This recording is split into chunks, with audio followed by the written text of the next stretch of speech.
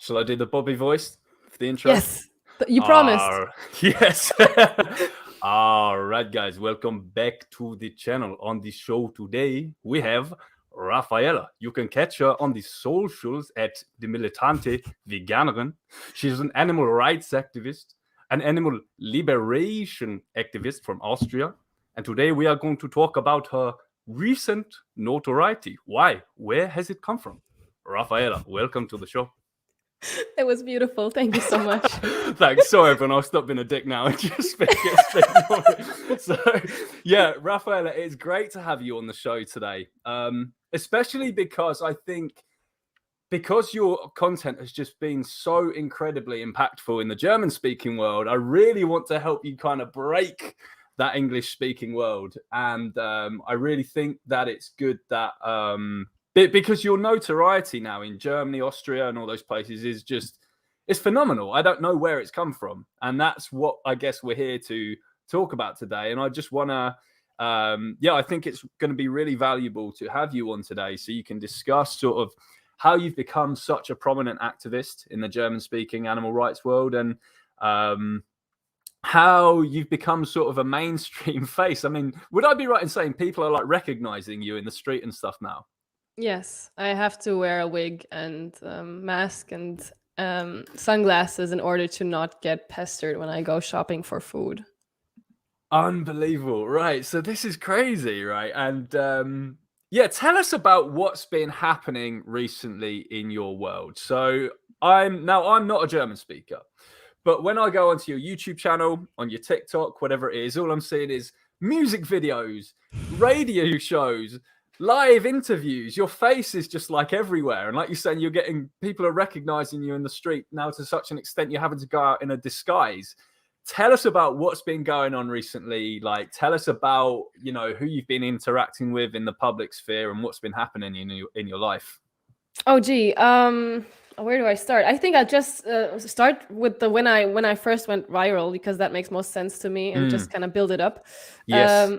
So it was kind of last summer. I had done a couple of months of online activism, and my first videos got really 6 million views or something on TikTok, just from little kids or younger kids saying that they would also eat humans. Like, these stupid answers were what got me my breakthrough. And yeah, feed the trolls. Come on, do it for the reach. And ever since then, I've been getting invitations to radio shows, to YouTube podcast people, to any kind of stuff. And I just told myself I will always say yes unless I believe that it's a waste of my time.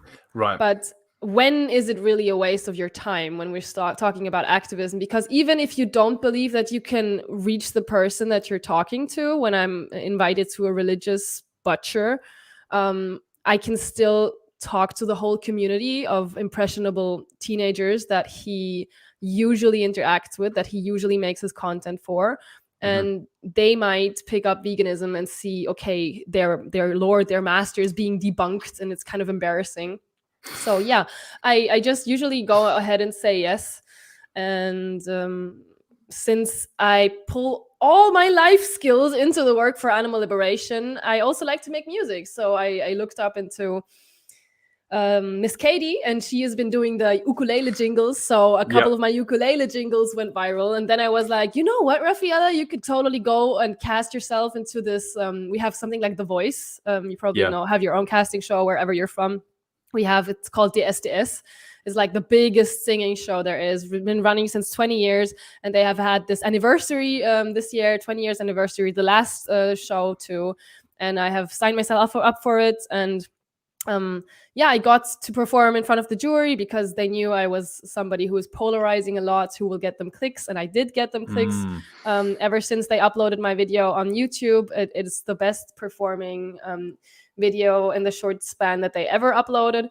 Wow. And it got 2 million or more views already. And TikTok is the most insane platform when it comes to these things. Everything goes fucking viral. And yeah, it sounds weird, but I am a celebrity now, and I have to get used to that fact, because I think you are a celebrity when you simply get recognized out there by multiple groups of people, like not only teenagers but also grown men. I don't know. And since I've been infiltrating into the rap bubble, the music bubble, I don't know what, I still have to go into the fashion bubble somehow. Every bubble kind of knows me. Yeah, and these you've done 2 like recent kind of rap style songs, right? Am I correct in saying there's been 2 of them? It depends on what you count. I have made 3, like 2 big songs. Yep. Well, let's talk about those. Like, so what are the titles of those 2 songs, and can you translate them for us? Yeah, so I can just show you a little bit of the music video too for the people who are interested, because we have figured out technically how to share my screen here, because it's fucking even though we're boomers. Yeah, but we did so in 20 seconds. I think that deserves an applause. Mm-hmm. So, okay, let me get that. Okay. I think you should be seeing my screen now. Yep, we can see that. Awesome. So yeah, I have made this is just a jingle, like a 1-minute jingle, so I wouldn't really count that as a song. However, I did pull my heart into it, and I think the text is perfect. And this woman was in the singing show where I contested, and I of course brought the vegan message there, and I got to sing my own song and stuff. And she is very much LGBTQ, female self-expression, your body, your choice. And I kind of confronted her that if she says we all bleed the same color, then that also counts for the animals. Mm-hmm. And if she is for reproductive rights and against slavery, then that also counts for animals. And yeah, she didn't want to hear it, of course, because they're all veganism aligns with everyone's values. That's the thing. They align with whatever values you have. They align. Yeah, but they don't want to like make... It's not cool yet. It's not normal yet. But however, it is cool and normal to stand up for LGBTQ and to do all that, even though it wasn't 20 years ago. And 20 years ago, she would not have done the kind of LGBTQ activism because it wouldn't have been on vogue. Well, let me tell you part of my theory behind this, Raffaela, why the social justice crowd tend to not give a fuck about animal rights. It's because animal rights activism is ultimately a thankless task. You can't get pats on the heads from the victims because the cows, they have no fucking idea. But you can give them pats on the head. You can, because they're very cute.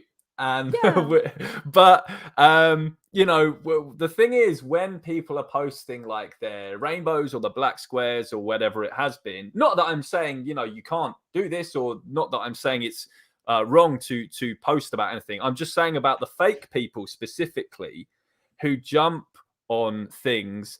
There's a reason behind that, and it's because they want to get like applause. They want people to say, well done, Raffaela, you posted your, you know, whatever it is, hashtag this, whatever it was. I can't breathe. Right, exactly. Whereas the animals can't do that. Animals cannot thank us. You can't get glory from the animals for this kind of stuff. Although, you know, you've become well known recently, though, so some people tell me I only do this for glory, because I think standing up for animals is a sort of thing that is glorified, and that's a beautiful thing that we can have work in our favor. That most people think that it is an honorable thing to save an animal. No, you can't get the pats on the head from the victims. That's true. But you can get the pats on the head from the other people. And I wouldn't say that that isn't a part why I do it, because at the end of the day, we have to face it. We are still egoistical beings. No matter how altruistic you are, you still just do it because either you suffer by seeing their suffering, you suffer by feeling that you are helpless and not doing so, you have a guilty conscience. And of course, I also like putting like myself forward. I've always liked being center of attention, I'm gonna tell you honestly, but that doesn't change the fact that what I do, I think, is of course ethically just the logical step from human rights. And if she says she is for human rights, I don't fucking get why these people don't understand that animals need exactly the same kind of protection that she wants to afford and give to the LGBTQ community. So what were the titles of the songs that you've released recently? Can you translate those for us? Yeah, sure. I'm gonna do the share again. I've been reading a little bit of the chat, so only you get the chat. That's why I have that open. So this one is called "Free the Nipple," but it translates to what's tits in free tits, the what? Tits. Yeah, free the tit basically. Yeah, but not the tit, like the boob. I don't know. No, free the dingsbums. The udder or the teats. Yeah, no, but is it the teat? Is it the teat? Not the tit, but the teat. Maybe someone can help us in the comments. So a cow's udder is the actual thing, but then the things that dangle off it are the teats, right? Or, I don't want to free the breast. Like the it's not called free the breast, it's called free the nipple. And just like it's not free the udder, it's free the... We're talking about the cow. Okay, so it's like a play on words about the free the nipple, but with cows because they're being exploited for their milk. Okay. Exactly. So Louis says it's teat, apparently. So there we go. It's called free the teat, and I'm telling her if she wants to stop femicide, like death on women, femicide. Is it called femicide? Yeah. Then killing female cows is a femicide. So that's what this song is about. Great. And I can translate the lyrics at some point, but it wouldn't make much sense to translate the whole thing now. But the most important thing is, all animals bleed the same. All people bleed the same color. Also counts for animals. Free the seeds. If you're against femicides, then you should stop killing female animals. So that's what this is about. Then I have made where's the other one? Yeah, that's the one that I sang in the song, but I can't show it all because I show a whip. I think then this video will also be demonetized. I can't earn any money of that because it's sexual content because I have a fucking whip. It's ridiculous. But this is actually I'm sorry for demonetizing your video now. Demonizing it. Yes. So I'm singing that I wish that everybody who is an ignorant non-vegan, lands in the chicken grinder. I hope that you are killed like the cows in the death chamber. I hope that we put a hook into your mouth like the fish that you kill. I hope that you suffocate. Can anyone guess why this woman is called the Militant Vegan? I can't figure it out right now. Asking to macerate the carnists. But the thing is, yes, it's very brutal lyrics and stuff. But I even say, I hope that you get raped. Damn. Yeah, but I just say, I hope that you get raped by a farmer and that he punctures your intestines by slipping off during the, what's it called? Artificial insemination. Oh Lord! So these lyrics go pretty fucking savage, basically. This is Gary Yourofsky's rant, but in a music video. This is the soul of Gary is like pouring through you. Yes. I remember a line from Gary Yourofsky where he said he wishes he could put a non-vegan, ignorant non-vegan onto a seat, make him say, I don't know what he wants. He said he would, say, I don't know, cut off his balls and then make him eat them. I don't know, something like that. I know exactly very what you're graphic. Talking about. It was actually, he was actually saying that about rapists to defend the accusations against him that he wishes rape on whoever. So people say Gary's disgusting.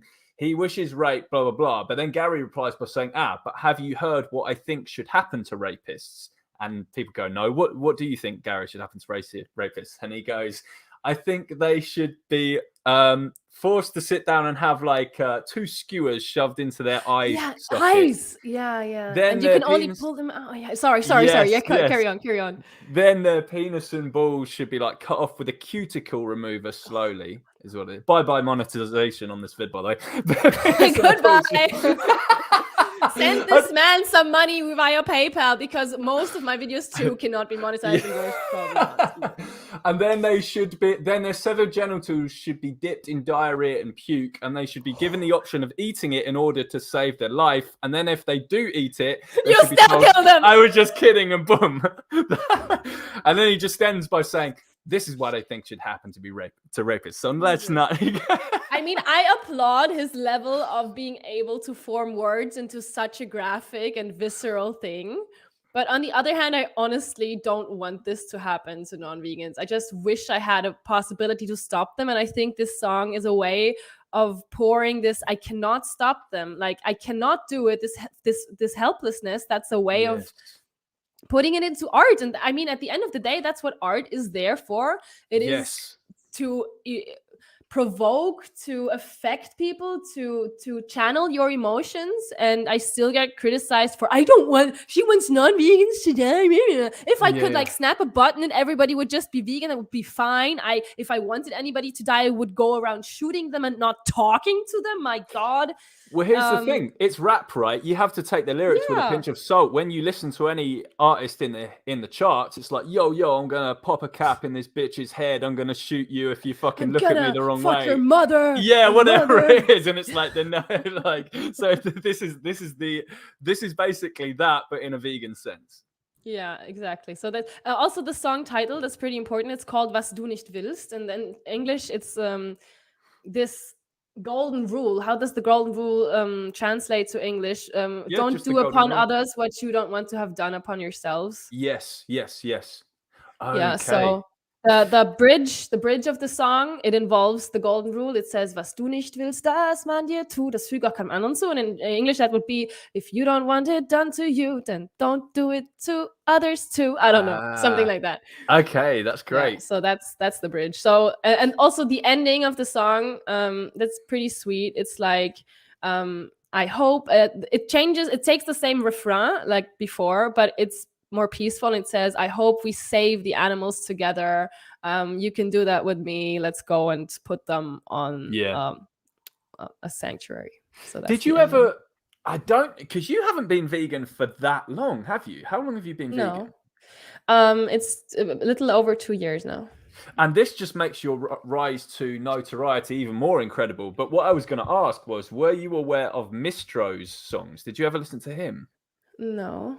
I'm going to have to send you a zip file full of his shit. He basically started making music. I'm going to send about 2015. Gary Yourofsky started sharing his stuff on Facebook. Mm-hmm.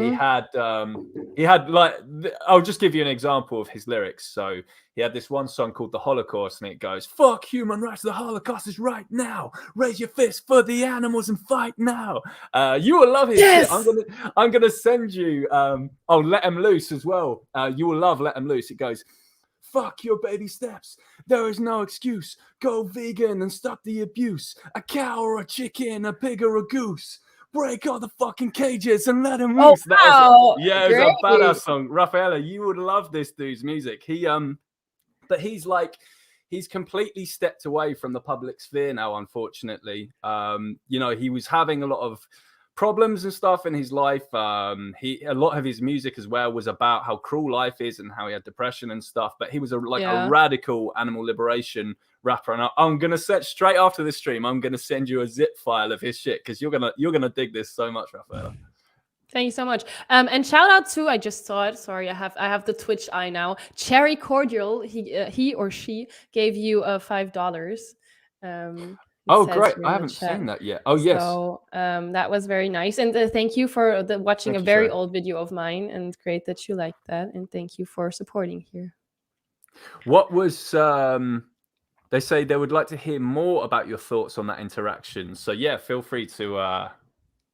yeah, it's been quite a while. I have actually followed that boy for quite a while on Instagram. And he's been wearing fur coats and stuff. So... I guess I couldn't really get through to him. But on the other hand, I guess he still knows me, or he knows me now because everyone knows me. I just have to say that at that point. So I definitely put a seed into his brain. Like we could see that when he streams his afterthoughts. I don't know if you saw it, but he was definitely a little bit shaken afterwards. Yeah, I never know what's going on in your videos. That's why I've got you on. I wish I spoke German, no, because I see all these amazing like interactions that you're having like on radio and stuff. Have you like riled any like? So here in the UK, you obviously know of Piers Morgan, right? Because you see him on the videos with Joe. I actually saw a video of Piers Morgan today that I actually liked, even though he's a fucking baby cow. So he's like our sort of anti-vegan bell end here who will like get vegans on and grill them about being pro-justice and blah blah blah. He's just another like establishment laggard who wants to keep things the way they are when it comes to animals, basically. Do you have that in like Austria and Germany? Do you have someone like that, and have you interacted with them yet on like a show? I mean, I guess most people are like that, aren't they? Yeah, do you know what? I think there's something in the media that they all seem to have the same fucking view on this. Why do they all have? Because you say most people are like that. Actually, I think a lot of non-vegans watch Piers Morgan, even when he's got vegans on, and think this was childish. You've literally got a vegan on. I want to hear what this. I mean, he overdoes say, it by eating like a burger in front of them. That's the point where most non-vegans say that's childish, even though I don't think that's childish. If he eats that now or 10 minutes later, I don't give a fuck. And if I were to say something about him eating that now, I think that would be childish, because where's the difference if he eats it in front of my face or in 20 minutes? And I think but he's doing it for the reason of making a point. He's doing it for the reason. He's doing it like a dumb troll. Yeah, but he's only making a point if I give him that point. So otherwise, I don't even think I don't give a fuck. Like, whatever. That's probably subjective. We don't have like. I have talked to like a bodybuilder who is very anti-vegan. Right. But they still haven't. That's funny. I'm actually making a video response to that now, because I have filmed that interview with him before I went hyper viral, and I have made the whole Holocaust comparison and speciesism thing in that video. And the moderator was someone who is also very well known in the German community, and I cannot leak too much about it. But he's also a very discriminated person. No, he's like, a victim. Like, he has a couple of the traits that I don't know. Anyways, he said that tradition justifies murder. So I think that's in his role. And the fact that I made the Holocaust comparison and that he didn't really have any arguments at that point is a reason why they won't be airing it, which is fucking annoying. I hate that. That happens so often in the last few weeks since I got into the way of the woke bubble. There are people who I do work with who will not release the videos. And that's just so frustrating if you put work in and they not release the videos. Because it's obviously particularly bad in Austria and Germany to people when vegans make like the Holocaust comparisons, or call it the animal Holocaust, right? So obviously here it's bad enough, right? If you say it, like, people get their backs up and blah, blah, blah, even though it's completely true. And we're right to make the point. But in Austria, it's such a different level that I guess it's like this is kind of the sort of stuff that would just be kind of censored everywhere. And there's even legal ramifications, right, in Austria and Germany of saying Holocaust and calling it the animal Holocaust. Would I be right? Well, not calling it directly, but at the point where you would say that the Holocaust wasn't so bad or isn't so bad, if you say something along the lines of that's in the with the arrest, which I would never, because obviously it was fucking terrible. But they also tried to give me what's it called, a legal ramification, as you just said. But then the police looked into it and they said no, they have to retract, because this woman did not say anything to belittle the happenings of the human Holocaust in the Second World War.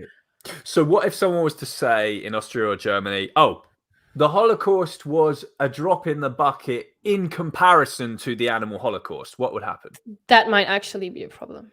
Right. Okay. Even though it's right.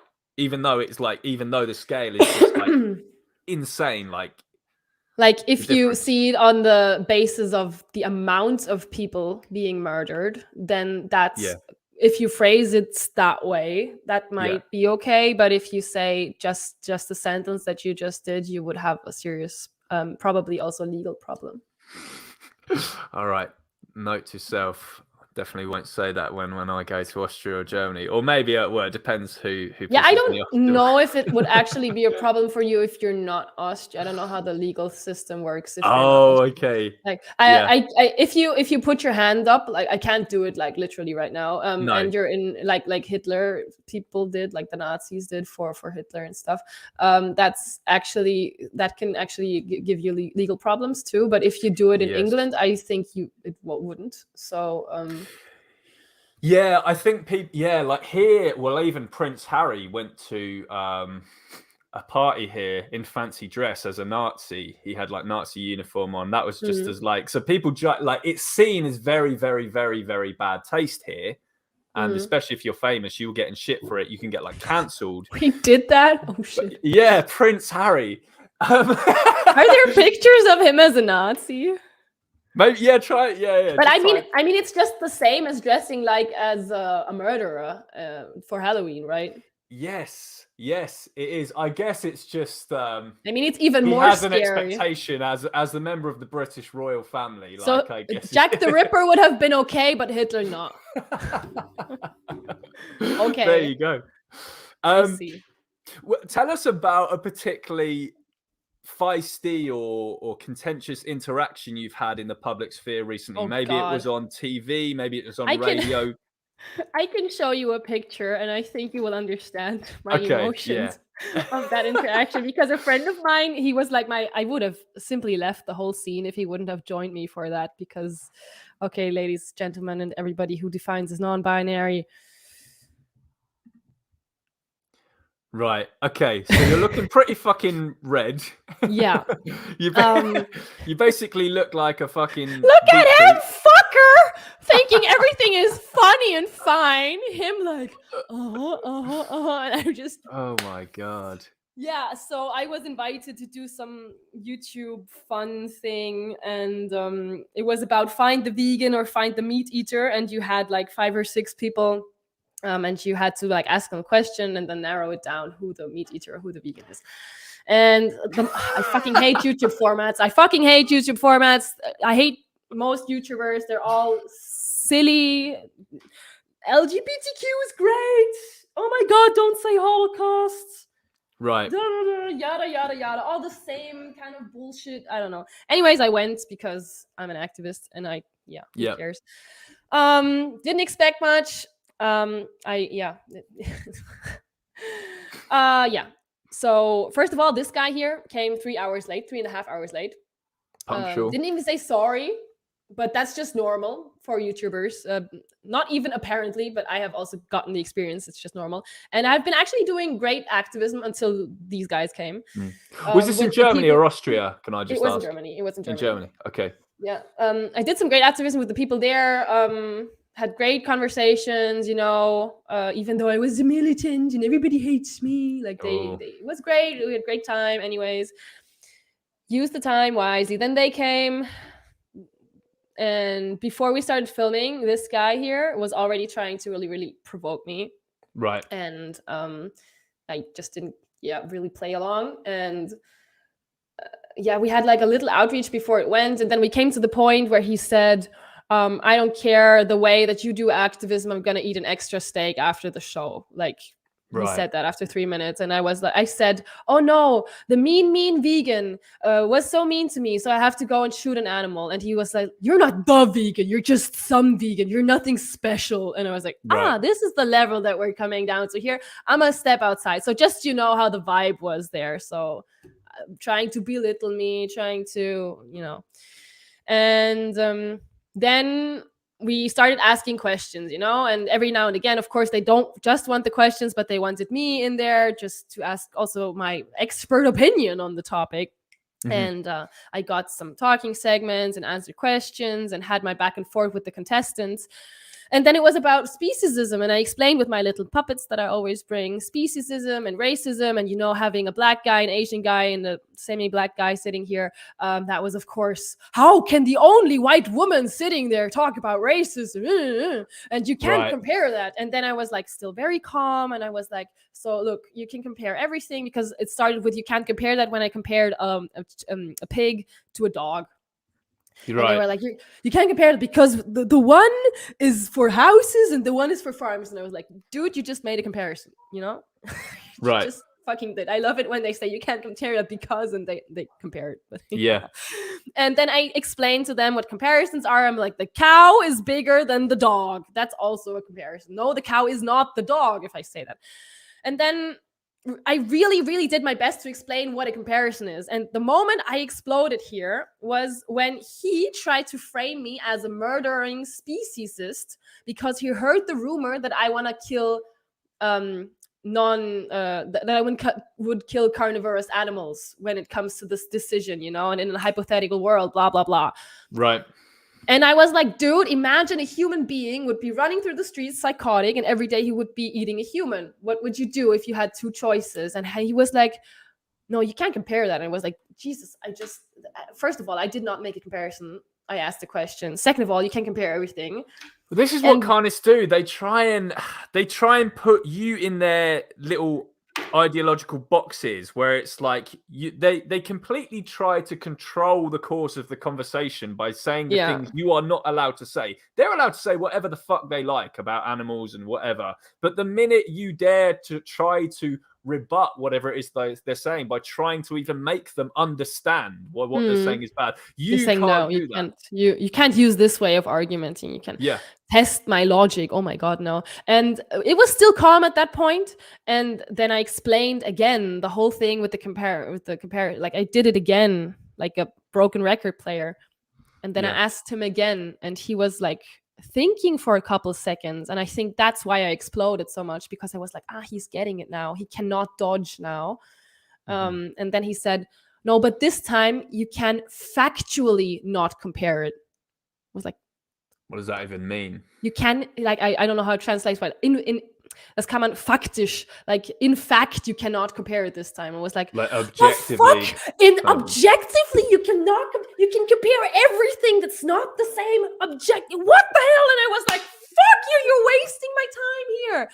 And then we got in this heated debate, like it was super heated, and everybody else was like quiet. And then the other guy, the cameraman, tried to come in, and I was like, what the fuck is wrong with you people? You're trying to put me down as the bad person here when you're not even... then, they'll always frame you as the evil one, despite you're the pro-justice person, the only pro-justice person in the fucking room. And that's why I brought the story before he came, that I had great conversations, because I'm obviously not it depends on my conversational partner if I'm the evil one. So that's something that he labels me with. Yes. Yeah. And the second such situation during that happening was 3 hours of horror. I remember before the filming then stopped, I was like, please just make it be over. I said that to the camera. I wonder if they will leave that in or if they even put it out. I don't know. He said something. What did he say? I forgot what I wanted to say. I just thought about this idiot. Sorry, I totally forgot what I wanted to say. No, don't worry, that's fine. Now tell us how did this rise to notoriety come about? Would you say it was from your TikTok videos? Yeah, definitely. So that's also something that I would like to, like, I have a mission here, of course, too. For all the activists, you have to get on TikTok. Like, no matter how cancerous you think that platform is, I mean, you have to weigh your options. If it's too much cancer for your brain, you have had, I don't know, are you still active on TikTok? Well, I try to be, but my videos don't get much reach, and I think I might be shadow banned. I think they've zucked me so many times on it that I don't get much reach now. Well, we can talk a little bit about the technicalities of going viral on TikTok, but I'm also currently in a shadow ban. So I've been when you put up the title of most effective animal blah blah blah, I was like, shit. Like for 4 or 5 days, my videos have been only getting like 20K or something. So that's pretty frustrating. Anyways, my rise to notoriety. I cannot pronounce that word. You just say my rise. Thanks. It happened through TikTok, definitely. And when I stopped like only posting serious conversation parts with a good ending, like from the beginning, the videos that performed better weren't the ones where people were like, oh my God, that's so terrible. Because only vegans want that. Yeah, nobody gives a fuck. It's not emotional. It's not entertaining. And at the end of the day, social media is for entertainment, and people are on these platforms to be entertained, and they want to share stuff. You don't share stuff that bores you. So the first video that got like really viral was a boy who I asked. He asked me, why should I go vegan? And I was like, yeah, are you for human rights? And he was like, no.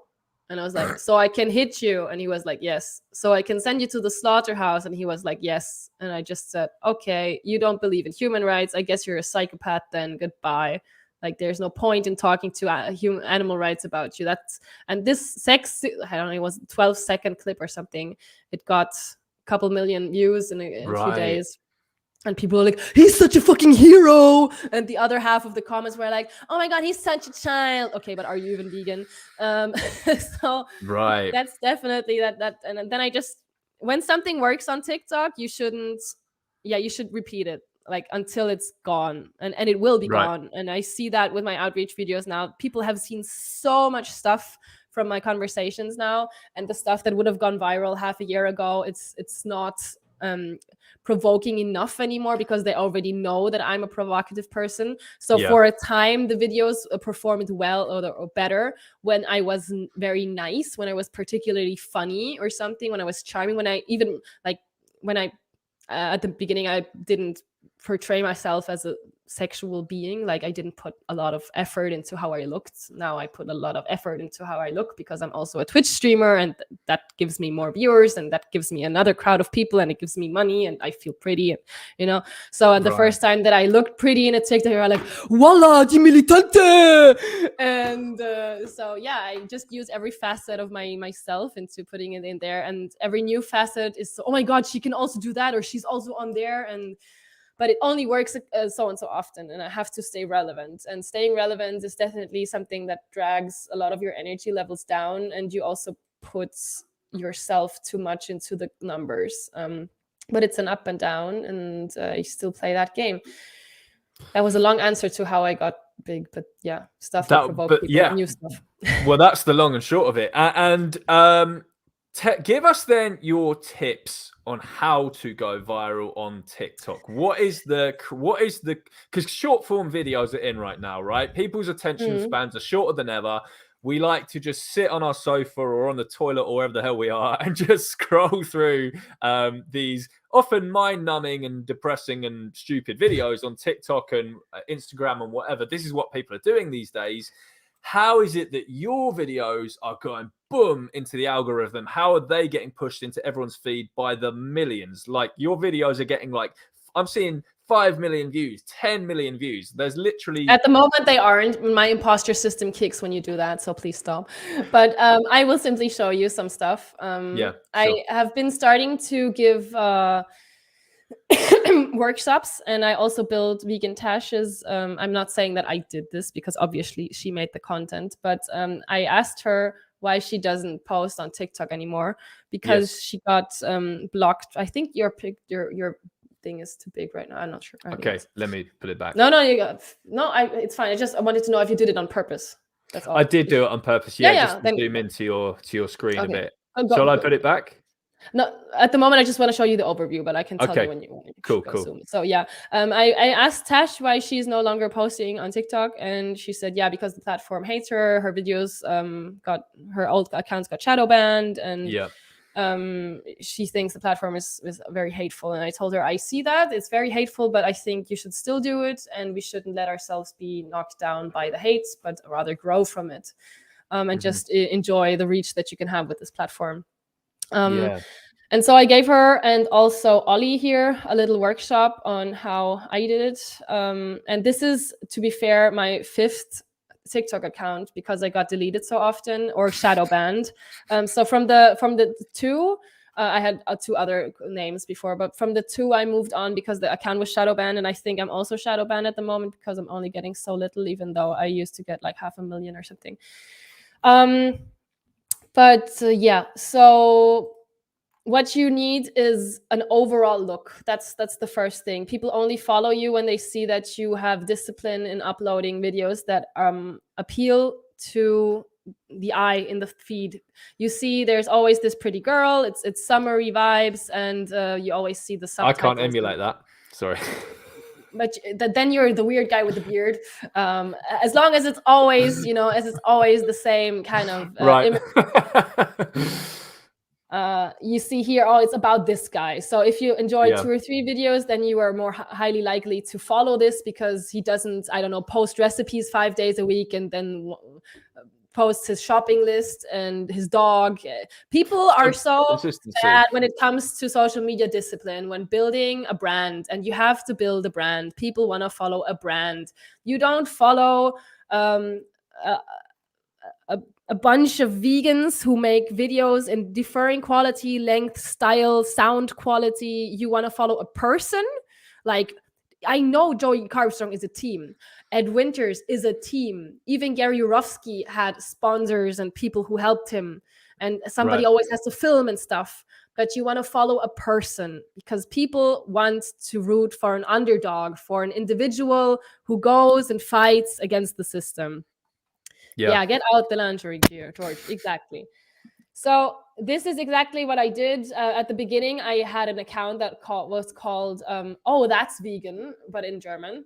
And I just wanted to do some anonymous stuff about animal ethics, and I did that for a couple weeks, and yeah, to semi-avail. And then I was like, people want to follow a person. So I did it exactly like the people say. We should find an idol and emulate them and get the best out of your 4 or 5 idols and take the best out of that. And then you go on TikTok and you can either film your outreaches or your talk at homes. You should get a good video quality, a good sound quality. She has the Rode. I told her she needs both of that. And you should always get subtitles. You should get a cutting program. Get your videos to be under 30 seconds. Make sure in the first 2 seconds there's something extremely provocative in there, and get your own twist, because Ollie and me, we have very similar conversations, and that might also be a reason for not only our shadow ban but also for videos not performing well over time, because people have seen it a bunch. And 99% of TikTok is not very serious ethical conversations, but it's half naked people dancing a stupid dance, and you have to contest against all of that. So you have to be even more provocative. You have to give way more. And you see we've had better times too, but it's an up and down all the time. And last week I had a thing with 2 million, 3 million. The week before I had 4 million. So I'm still there. And I've been invited to a rap show of this guy here, and he posted a video yesterday of me and the guy rapping, and it has 6 million views. And you just have to stay relevant, even if it's not your TikTok that will perform. Social media is so various. I'm on Twitch now. I get my 60,000 views a night when I do Twitch streaming. I'm on YouTube and get a couple 10,000 views there. YouTube Shorts, Facebook. You have to play the game in all the ways. And if one social media platform doesn't work, find a new twist. Delete your fucking. Tash Peterson deleted or didn't delete it, but just left her old profiles. And I told her, make a new one if you're fucking shadow banned, and get your ass up and do it again. And there she is doing it again, and I love her. Yeah. Now, Cherry here, thank you for the donation to my activism there. Die Militante Veganerin, I would really love to see you and Tash go live together because the two of you are dynamic, and maybe even invite Victorious Vegan. I also love Victorious Vegan. If anyone's unaware of her, check her out. Yeah, that would be a great stream for sure. I don't know Victorious Vegan, but I'll write that down, and I want to check out this person afterwards. Yeah, do that for sure. Yeah, she has outreach content with like Cuba Truths and stuff in the States. I think she's one of the New York. She's based in New York or something. But yeah, is she that blonde girl? No, she has like sort of shaved head on the sides and like sort of like a. Yeah, because if you don't know, I've also seen a couple of a very good activist, but I don't consume. I just check it out every now and again, but I don't watch a lot of vegan content. But she's called Jamie's Corner or something, and I think she's also playing the social media game well. So I'm giving a thumbs up every now and again, but I can't watch it because I'm very triggered. It's like when I watch vegan content, especially when I watch vegan outreach, it feels for me like somebody who I feel does driving a little worse than me is driving the car, and I'm like, I wanna give me the wheel. Right. That's how I feel. That's like I always say that to people who are nervous on outreach when they do an outreach event, right? And they wanna stand there with the TV screens, whatever, which is a crucial role. So that's a very crucial role at those events is to stand there with the screens in the non-speaking role. So we absolutely need that. But what I tend to say to the people who say, I only want to do that, I don't want to do the outreaches, I guarantee you'll be standing there with the TV and the mask on, whatever, like unable to speak. And I guarantee you there'll be me or someone doing outreach right in front of you. And you'll be like gagging to like make a point, whatever. It's like, George hasn't said something. Why didn't you just, he dodged. Yes. And that like actually standing there at these events silent with the screen or whatever, it actually makes you more of a enthusiastic outreacher than you ever would have been. And it actually gets people who never imagined they would have been talking because they think, fuck, I want to do this now. Yeah, that's cool. But I wouldn't say somebody has to do outreach. So if somebody says, no, I just want to do that, I'm like, okay, if you're fine, we need people like you. Most people don't want to stand in the cube. I wouldn't go ahead and tell the person you have to do outreach. No, motherfucker, you can stand there all day. Thank you for your service.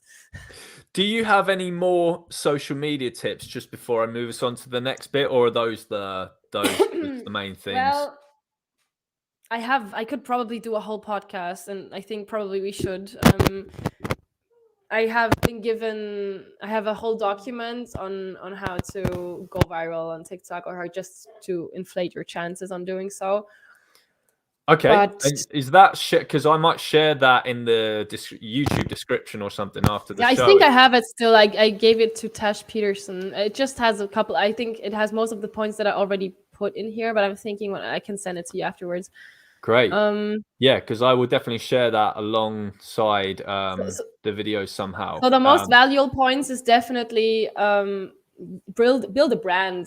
Look into business videos. Before I started social media as a brand, I watched 2 days of how to go viral, how to build a brand, what people follow, how to get good with cutting. You don't expect to make the best videos of your career at the beginning. Yeah. But definitely put the effort in from the start. So don't just go and, I don't know, put something on the internet just so you say that you're on TikTok, because especially platforms like TikTok will be very unforgiving if your first few videos don't do well. And they will kind of put you in a drawer of how well your stuff performs if you... for the first 5 videos. So they will tell, this person does that, so I will only show it these few people. Because they're ultimately treating you as, is this person of value to our app or not? That's what they're doing, aren't they? Which I've never considered before. I've never even thought about that. But of course, that's what they're doing. They want it so that when people come on the TikTok app, it's not just a load of shit. It's like the most watchable stuff. So they will very quickly, like you say, and this never even occurred to me until you just said it. They will very quickly say profitable, non-profitable, peasant or creator. They will definitely do that. Yeah. Okay. Going on to just tips about activism more in general now. Do you have any specific tips about how to convert people to veganism? Because you're sharing these messages every day. I don't understand what they're saying, but I know that these people are saying basically, Raffaela, you've changed my life. I'm now vegan because of you. What are your general advocacy tips for converting non-vegans to veganism? I would say always stick to the truth. We should never say things like veganism is better for your health, because nobody will write you changed my life. I am vegan now because you lied to me and you watered down the message in your health videos. And that's something also that still fits the point before.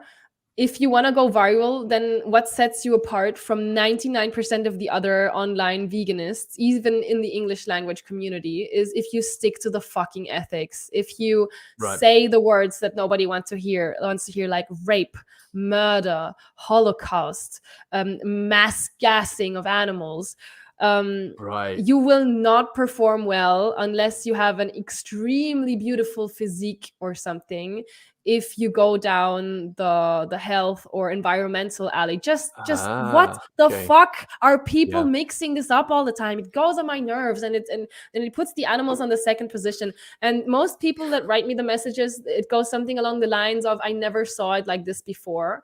And I do believe that the eye-opening part of my and generally abolitionist content is that it's really a smack in the face to see the world in a whole new perspective if animals are suddenly people. And that's all that my activism is about. It's referring to animals as persons with an individual trait system and interests. Yes. Nobody fucking does that. Like, even in the English language community, honestly, we have something that's called abolitionist list. it doesn't make sense in English. It's called Abolitionliste. We have a Right. list of abolitionists, and Right. I think they are 8 or something. That big voice. Of course, there are more vegan abolitionists, but there's probably like 8 people on the internet. Vegan Gains, Free the Banana Girl, probably you. We had Cosmic Skeptic on there, that motherfucker. So obviously, Wait, I was on this list. I think, aren't you? Aren't you? You're referring to it as a Holocaust, and that animals. Oh are yeah, people, yeah. and I'm it's just not saying. okay to not be vegan. No, I'm just saying. I'm glad that I've been recognized as that. That's good as someone who's sticking to the ethics and stuff. Because I agree with you on this. I don't think we should mix in health and the environment. Yeah.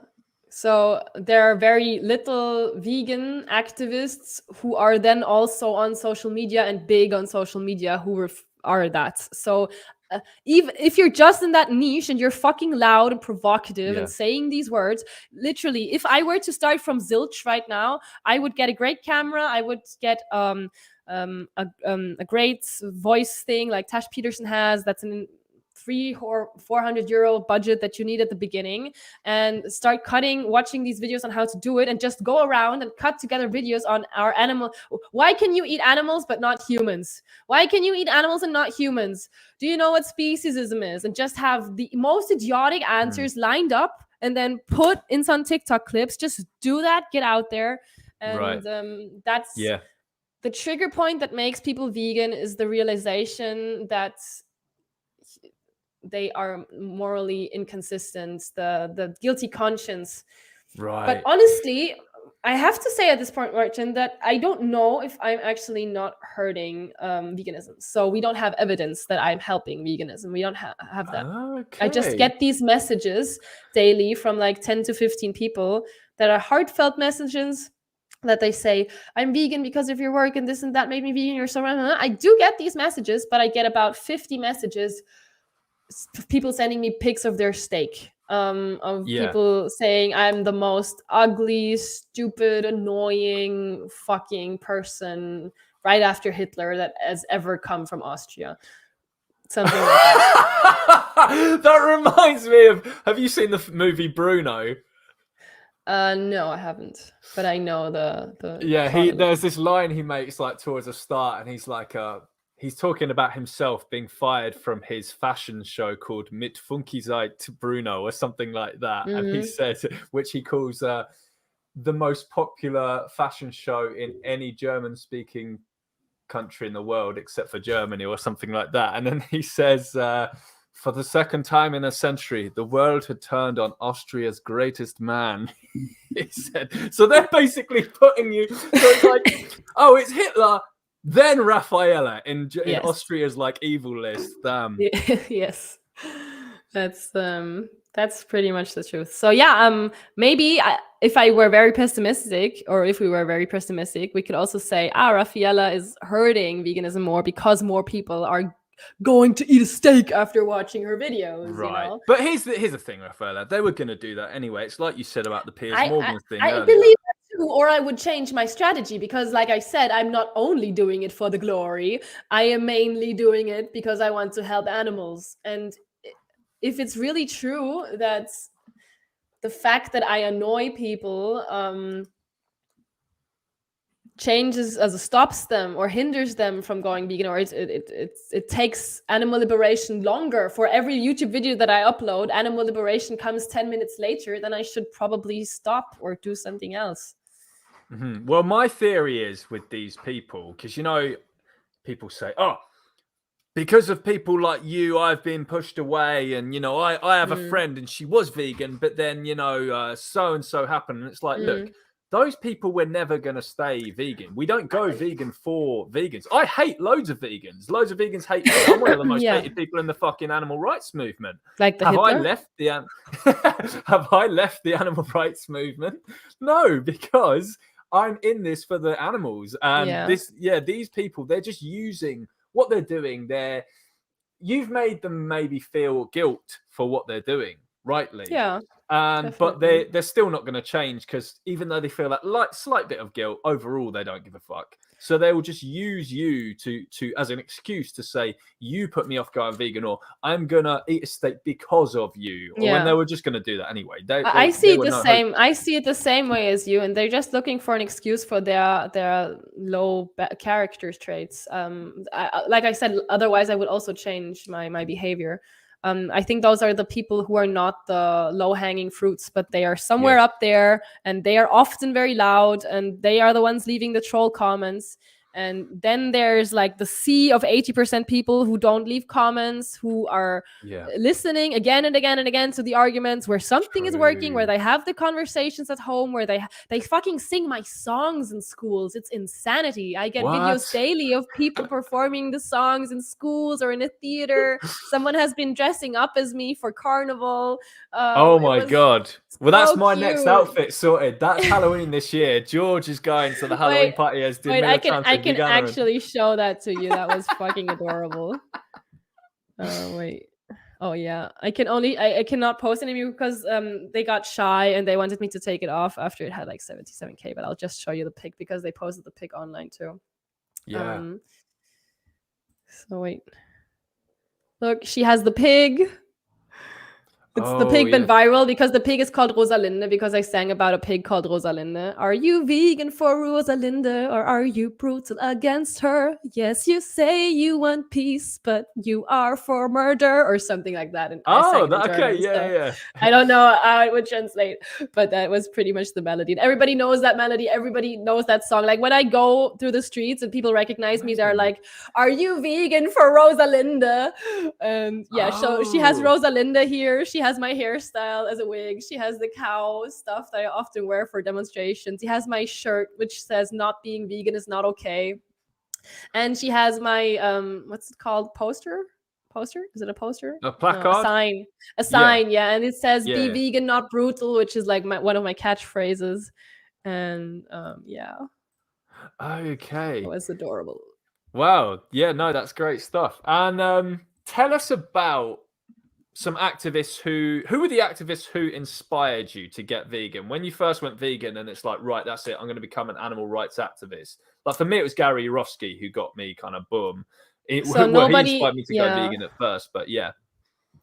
I think the question would be more adequate if you say who inspired me to be activist, not vegan, because that wasn't. I mean, they obviously probably planted some seeds, but I have known Earthing Ed for a couple years, and I knew he didn't really push me for individual veganism. He made great arguments for veganism and the environmental and health shit and corona, and millions of animals are suffering. Like, what the fuck has that to do with animal rights? But I definitely knew of him as an activist before. I had seen the same actually goes for Joey Carbstrong. I think he's very much on the try the vegan burger. He was a lot on that. He was not very militant for a long time, or in many videos. Joey went through some phases, I think. Joey has he switched up his style a lot. I think he's very switched on when it comes to trying out what works and what doesn't. And, that's fine, but it didn't catch me to do the. I think even if you have that kind of outreach style, then you should definitely have somewhere on your video or at the end. If you're not vegan, you are the problem. You're the reason I do these videos. You should watch this video and go vegan now. Like, it's your human obligation to not fucking murder. You should just put that somewhere. Even if you have a vegan cooking channel and you don't talk a lot about ethics, you can simply say, today we're going to bake some vegan cookies without animal slavery. And if you are against slavery, you can cook along, but just don't use animal products. Thank you. And then you go ahead and do your cooking, and that's fine activism. But most don't do that. Yeah, about the food channels, the most dominant vegan channels online. Oh, well, they're not vegan channels, they're plant-based channels, right? The vegan foodies do amazing, right? You're talking millions of views all over the place, right? But they have a fantastic opportunity to just slip a bit of animal rights messaging into at least one of their recipes or their about section or something like that, at least when they're putting in their but they do if you want to cook along, do it for the animals, the planet, and your health. I haven't even seen that. You know, the cooking channels I've been seeing, I've just not seen it yet. Or if they do that, they won't mention the animals. They'll just say something like it's about just your along. health and the Even if environment. they mention the animals, as long as it's put in the box with health and planet, that automatically signals. At least it did to me for years. That you can make excuses when it comes to these things. Right. And because we aren't always environmentally friendly, because that's just life. If you take a car to go to work, you could just have stayed at home and just killed yourself. So then you might as well eat a steak when it comes to that logic. And I just fucking hate that. Oh, hi, David Rams. Yep, good to see you, David. So who were the activists who influenced you to get active? I'm not good at answering questions. I'm sorry. So yeah, Joey Carbstrong, Gary Yourofsky, Tash Peterson. Yes, those three. And I pride myself in thinking that I am a mush of these three. And then when I was already active, I got into Miss Katie. And that's the main reason I started doing my jingles. And I was on that huge singing show too. And every fucking child sings my fucking songs. Right. So I definitely am very much looking forward to singing my songs with Miss Katie, and I get to meet her hopefully soon. I think she's moving to Italy. Oh yeah. She'll be Miss Katie touching down in Europe soon, folks. Yeah. Her and Raffaela are gonna. Yeah. Oh, I would be so honored. Yeah. What was I going to say next? Oh yeah. What are some problems you currently see in the vegan movement? Before I answer that, I would like to still answer a part of the question before, because I said I'm a mashup of these activists, and I think everybody should get 4 or 5. Why are you laughing? No, don't I look like Joey Armstrong? No, you do. No. I think that everybody who starts this journey into activism should list their favorites, people on the internet, write down what they like about them, and then like circle what they wanna have from them. And as cheesy as that sounds, all the goals that I wrote down for my online activism, I have like fucking abolished them. Like I've annihilated them in the scale that I've never intended that I could. But just write that shit down. From Joey Carbstrong, I took the way he does the outreach videos and the cubes. Yep. From Gary Yourofsky, I definitely took his visceral wording and speeches, because I'm also doing speeches and poetry slam and science slam stuff and kind of like that. And his way of talking when he's on podcasts and stuff. And from Tash Peterson, I have taken the branding as a girl online, because I think that's a bit difficult, different, not more difficult, but different than that of a man. And there are other possibilities as a female. There just are. And I've also taken her disruptive activism. So yeah, definitely mash it up. And amazing. now, very useful. The problems that I see in the current animal rights movement, was that the question? Yes. One word: wokeism. Oh, well, okay. This can go into the... I mean, this was going to go... We might as well just combine these two subjects then, because I was going to talk about... You had a run-in with the cancel mob recently, didn't you? Yeah. So tell all the non-German speakers, including me, what the fuck happened? Because we don't know. Well, I don't know. So that I can also get cancelled in English. Yay! Yay! Well, this might actually help your notoriety in the non-German speaking world. Now that you can be, Militant Vegan. Damn! She's the white supremacist, transphobe, homophobe, sexist. Oh, I know her. Yeah, so I mean, as an activist who advocates for the rights of animals, you get cancelled from day one, or they try to, because as soon as you speak up for animals, the argument is always, okay, but why aren't you doing it for humans? You hate humans. And that's the first thing that they try to kind of put on you. And I've been a racist Nazi from the start, because I've always stood to the Holocaust comparison. And on the website that I always share on my videos, I can show that to you quickly. I have, in every single video, I make some kind of hint or comparison, or I put in a picture of the concentration camps, also in the speciesist video. And here I have the question, is it a Holocaust? And it's in German and in English. I've translated it to German. It's the speech of Alex Herrschaft. And so this alone was enough to frame me as a Nazi from the start, but that didn't suffice in order to make like a big court thing against me from the woke culture, because it was just the video. And then I was racist generally, because my TikTok says racism equals speciesism, or speciesism isn't racism. And I constantly make the comparison to slavery of humans and slavery of animals. And, you can't say that as a white person, you're racist. Okay, fine. All these things build up. No, can I just want to get this fact out there that more people need to know. Okay, this is just what a monopoly on the word slavery the woke mob had. People need to know that the word slavery stems from the oppression of white people. The Slavs. Slavs were taken as property by Muslims and sold across Europe and North Africa.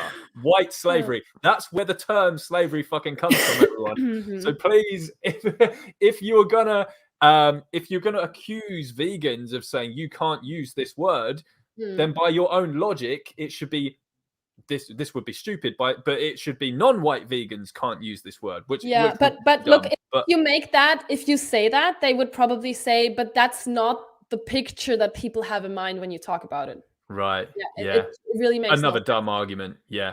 It's like when you say, okay, the word Holocaust has first been used for animal victims and has been referred to multiple Holocausts on the planet before somebody decided, no, it's only for that one Holocaust. So that doesn't work, because when you say Holocaust, everybody only thinks of that. That's a valid argument, apparently. But never mind. Somebody, before I carry on talking, Joseph asked, first define wokeism before you talk about it. I think you will understand what we mean with wokeism, but I will still try to define it. People just getting offended by logic is wokeism. I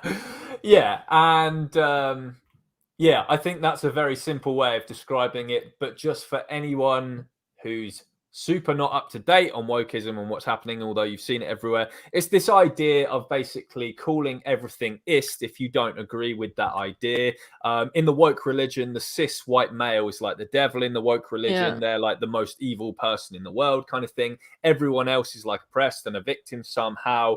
Identity politics, so it's like only certain people can say certain things. You can't have an opinion if you are an X. And even asking questions, like not allowing not even free speech, but not allowing critical thinking. People like, we had a discussion. I'll just. Oh, questions are racist, Raffaela.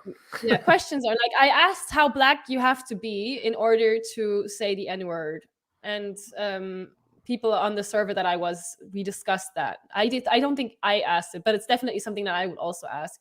And now we're racist Nazis for asking a very interesting question.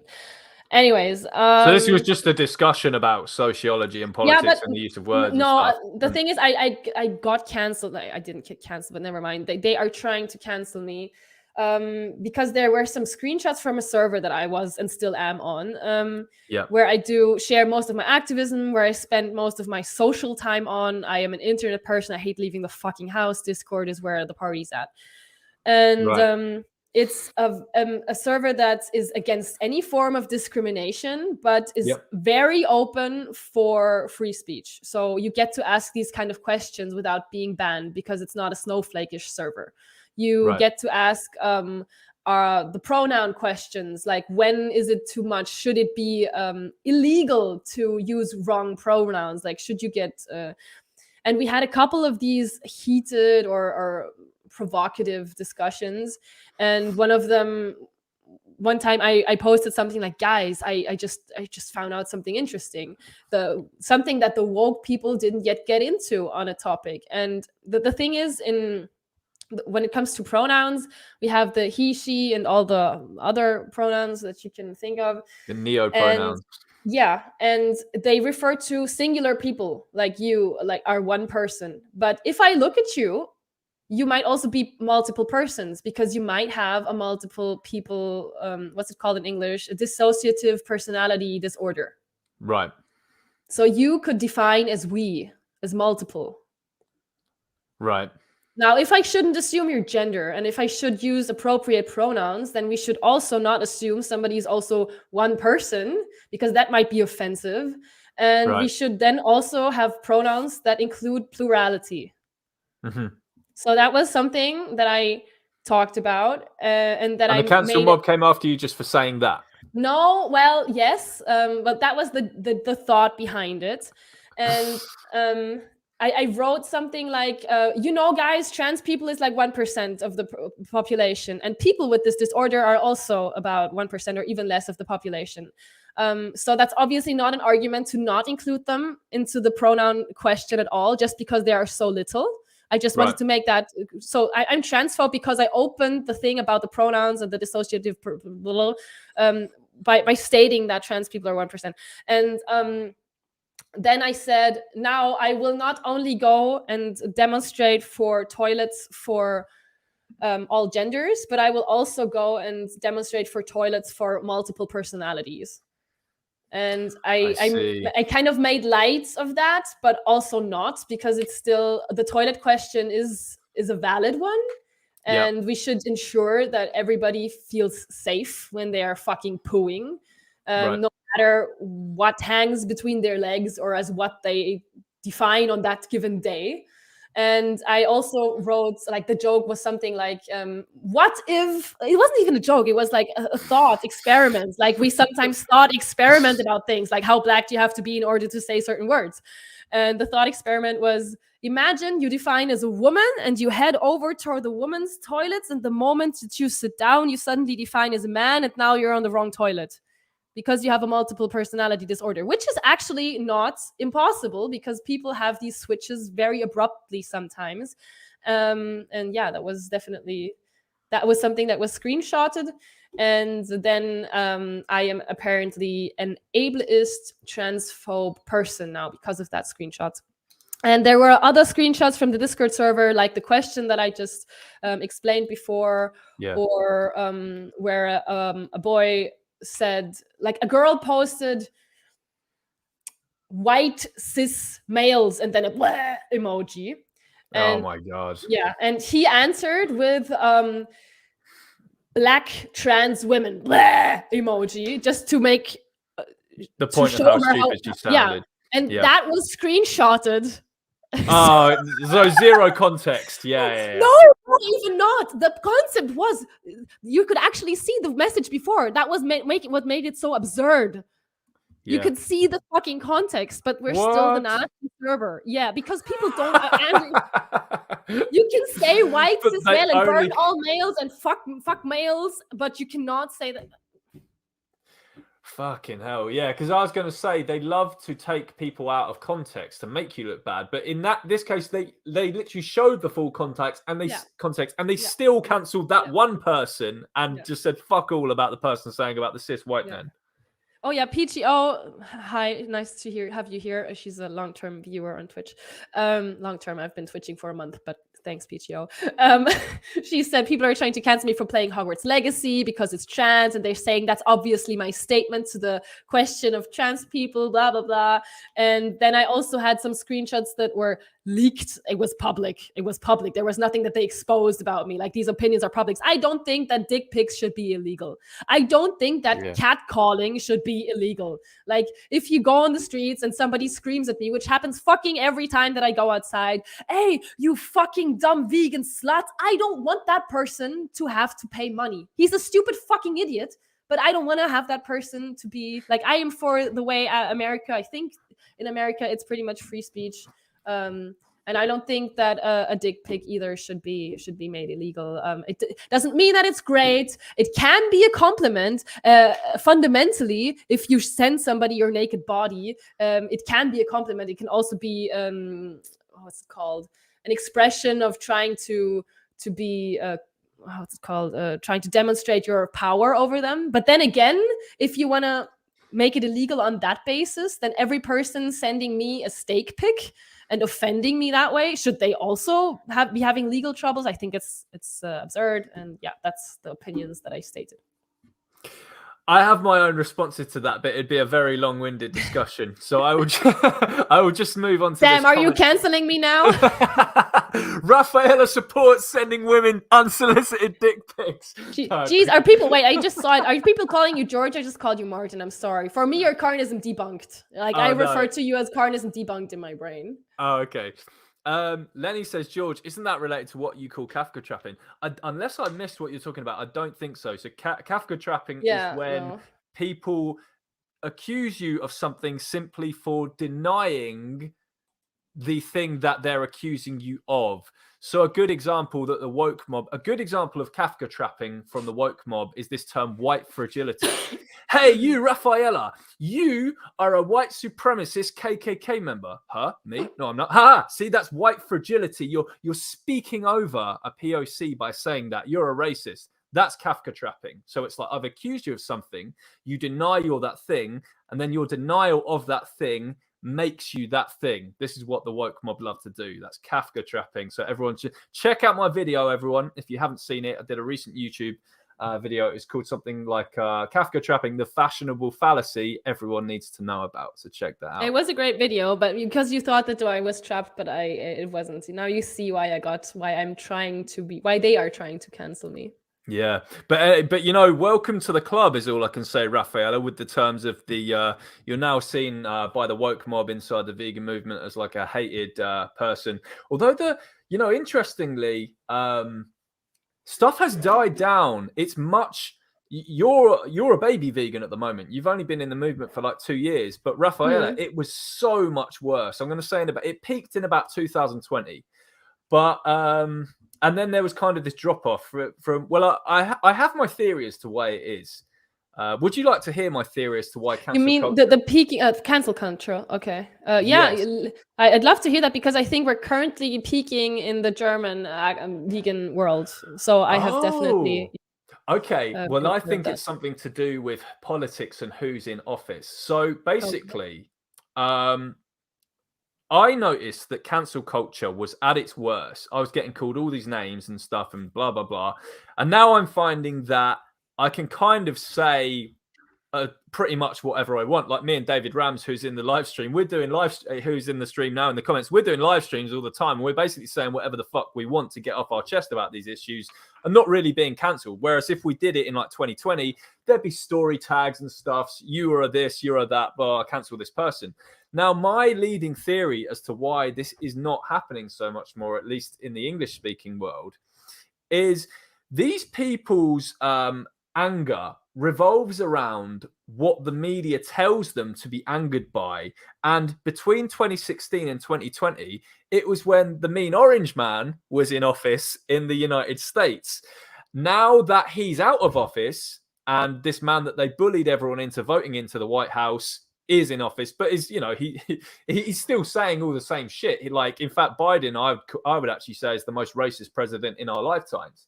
He can't even say a full sentence because he's so demented, or I don't know. Yeah, I only see him stammer all the time. Yeah, but basically, their outrage just revolves around what the media gets them to be outraged by. Because for example, the Mexican border thing, when Trump was in office, this was all assigned to him. Newspapers, Trump houses migrants at the border in cages and stuff like that. This is all happening now under Biden, but it's not in the papers and being associated with Biden. So they're just quiet about it and they're not really cancelling anyone. Like, it's just, so I think most of it just revolved around basically Orange Man Bad being in office and the media riled up about it. It's the narrative that they tell you about. And I think in America, they also have very much different narratives on the presidents that are in charge than here. That's what I hear from podcasts over there in comparison to here. And yeah, like you said, we often ignore stuff.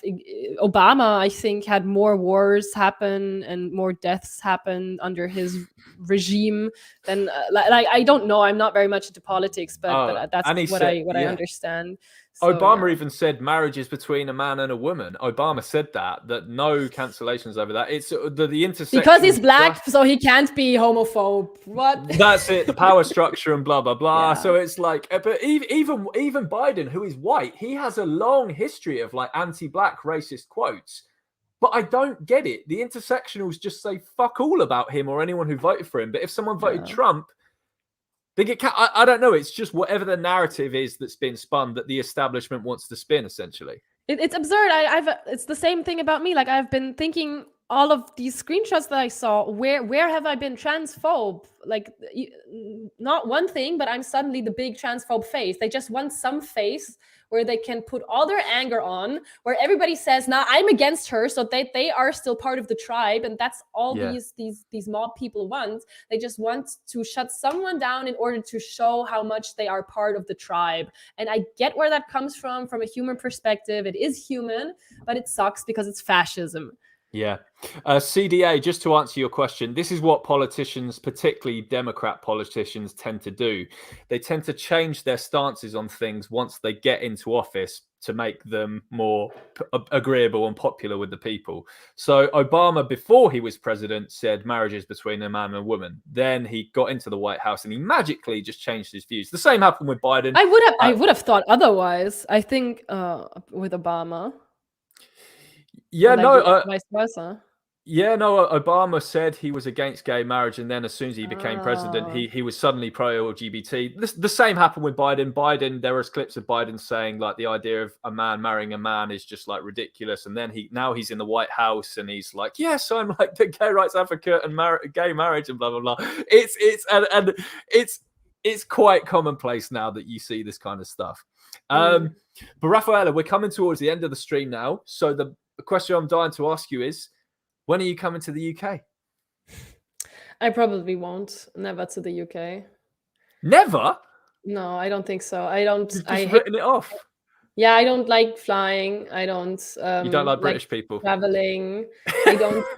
I just don't see how my activism there would be more effective than here.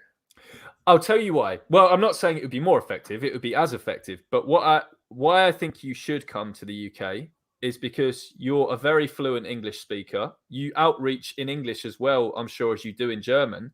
And your notoriety could take off here. We need you everywhere, Raffaela. I don't know if it could. I don't know. I think if my shadow ban on TikTok and goes on like that, then I might actually make an English TikTok for a while and get some.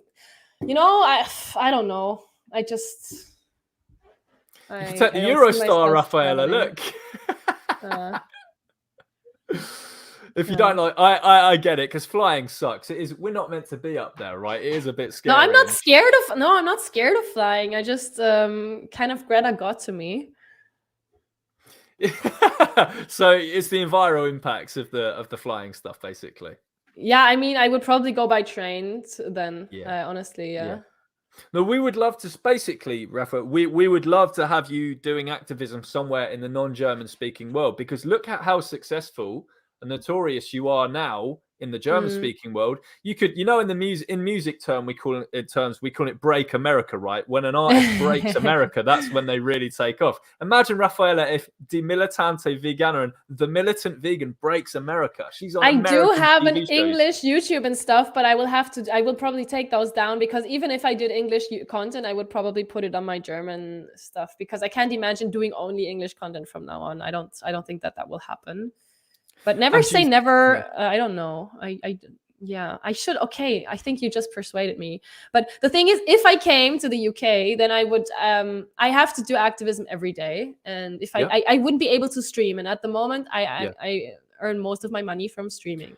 Okay. So I would have to get a lot of content, and I would have to probably stay there 2 weeks to make it worthwhile. Yeah. So yeah, if you can organize that with me, maybe we could actually do that. Yeah, no, we'd love to have you here. And you said you wanted to do activism every day. The UK is the easiest place in the world to do that. We have the most densely populated activism scene, I would say, anywhere in the world. So there's like 60 million people in the UK, but it's a pretty small country. England itself is a very small country. Scotland, very small. Wales, very small. But there's always like a cube of truth, like 20 miles from you, wherever you are.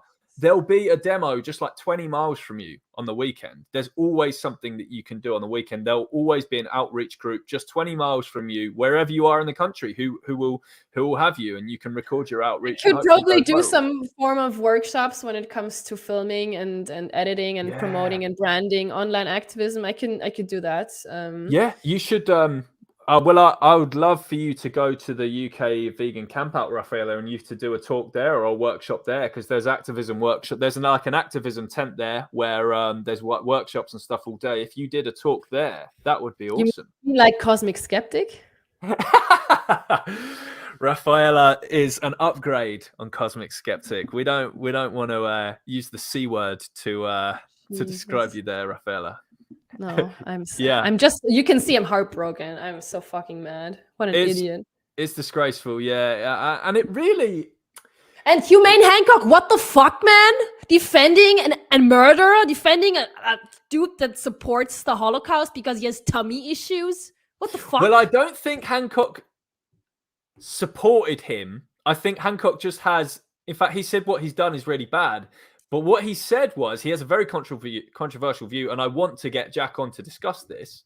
So, Jack, if you're in the comments, get on the fucking stream, mate. I do believe that Jack thinks that it's okay to not be vegan, and I think that's an atrocious opinion.